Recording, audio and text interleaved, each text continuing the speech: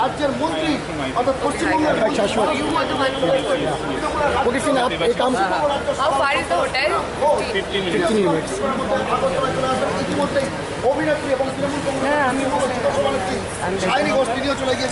তো প্রাকৃতিক বিপর্যয় আসুক কি যাই আসুক আমাদের আটকানোর ক্ষমতা কারণ নেই।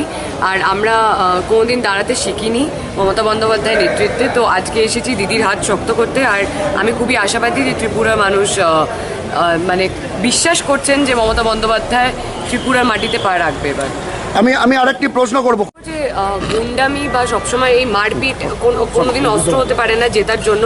যারা ভয় পায় তৃণমূলের জয়কে তারাই এই ধরনের অস্ত্র ব্যবহার করে। তো আমাদের সেটা দরকার নেই। আর আমাদের নেত্রী হচ্ছে আমাদের বাংলার বাঘিনী।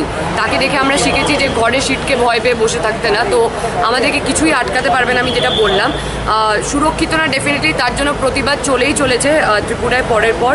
আর এখনও করব, যতদিন বেঁচে আছি ততদিন করবো, ততদিন লড়বো। ত্রিপুরাবাসীর উদ্দেশ্যে কি বার্তা থাকবে কৌশানী? বাংলা উন্নয়ন দেখেছে মমতা বন্দ্যোপাধ্যায়ের হাত ধরে ত্রিপুরাবাসী।